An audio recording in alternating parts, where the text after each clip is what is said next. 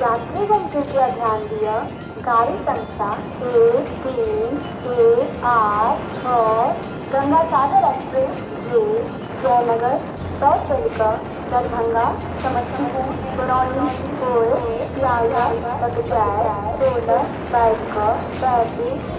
पर प्लेटफॉर्म संख्या 3 का प्रस्थान करें।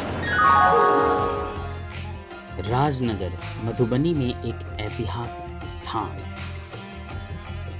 राजनगर मधुबनी में एक और गांव है जहां दरभंगा के राज ने अपना एक केंद्र स्थापित किया।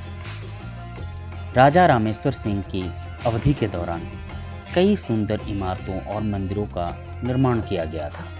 हालांकि 1934 के भूकंप में अधिकांश इमारतें नष्ट हो गईं, लेकिन अब भी अवशेष देखने लायक है। राजनगर मधुबनी शहर से 15 किलोमीटर की दूरी पर स्थित है। यहाँ के प्रसिद्ध मंदिर दुर्गा मंदिर, काली मंदिर, कामाख्या मंदिर, नौलखा मंदिर, शिव मंदिर, गिरजा मंदिर हैं। इन सभी मंदिरों का निर्माण महाराजा रामेश्वर सिंह ने अपने बड़े भाई महाराजा लक्ष्मेश्वर सिंह की मृत्यु के बाद करवाया था। राजनगर, कुरहिया और भौवरगढ़ की संपत्ति को उनके बड़े भाई महाराजा लक्ष्मेश्वर सिंह ने कुमार रामेश्वर सिंह को दान कर दिया था।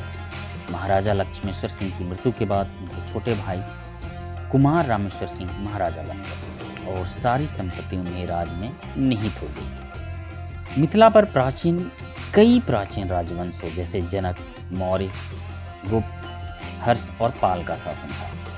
ननब देव ने तिरहुत पर कब्जा कर लिया और कर्नाटों के राजवंश की स्थापना की। वे दक्षिण भारत के थे और उनकी राजधानी सिमरौन में पहले नेपाल में अब चंपारण में स्थापित थी। राजवंश 266 वर्षों तक सत्ता में रहा। मधुबनी जिले में अंधरा, ठाड़ी, करात वंश के नानब देव के राजवंश के साथ एक विशेष संबंध था। अपनी अवधि में उन्होंने आंध्र थारी में दूसरी राजधानी और स्थानों का निर्माण किया था। पंडित संदियो झा ने अपने पुस्तक में लिखा है, आंध्र थारी एक मॉडल टाउन ने जगह का एक विस्तृत विवरण दिया है।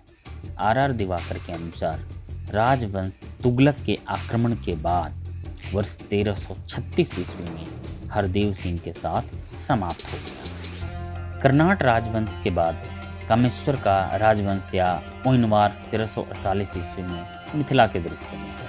इस राजवंश ने 1348 ईस्वी सन 1548 ईस्वी से 200 वर्षों तक इस क्षेत्र पर शासन किया। मधुबनी ओइनवार्स की अवधि में सभी सांस्कृतिक गतिविधियों का केंद्र बना रहा। महाकवि विद्यापति ठाकुर महाराजा सिंह के दरबार से जुड़े थे। विलेजी बिस्वे जो अब मधुबनी में ब्लॉक प्रमुख हैं, को विद्यापति ठाकुर को महाराज शिव सिंह ने उनकी शिक्षा और ज्ञान के लिए मान्यता दी थी। विस्फी कवि विद्यापति ठाकुर का जन्म स्थान था। सभी में उनवारों के वंश में 9 राजा थे, जिन्होंने दिल्ली के सुल्तानों के आधिपत्य के तहत 200 साल तक शासन किया। दिल्ली के सुल्तान ने कभी भी हिंदू प्रमुखों को परेशान नहीं किया। आंतरिक प्रशासन जब तक की समय में श्रद्धांजलि दी गई। हामी शमसुद्दीन इलियास के काल में बंगाल के राजा उनवारों ने अपनी राजधानी को शमसुद्दीनपुर, अब समस्तीपुर हो गई है, से राजनगर के पास मधुबनी में सगुना में स्थानांतरित कर दिया था। ओनवरस मैथिल ब्राह्मण थे। सागुना जिले के ओनवारों के सभी राजाओं की राजधानी रहा मधुबनी। ओनवारों के पतन के बाद खंडवाला का वंश 1557 ईस्वी में सामने आया और 1952 तक बना रहा, जब जमींदार बिहार राज्य में रहते थे। 16वीं शताब्दी में महाभारत के सम्राट अकबर भारत में सीखने से बहुत प्रभावित थे। रघुनंदन रॉय गांव रामपुर के एक मैथिल ब्राह्मण परगना गौर अंचल पंडौल जिला मधुबनी की उन्होंने पंडित रॉय की उपाधि और तिरहुत के राज्य को वर्ष 1550 ईस्वी में पुरस्कृत किया।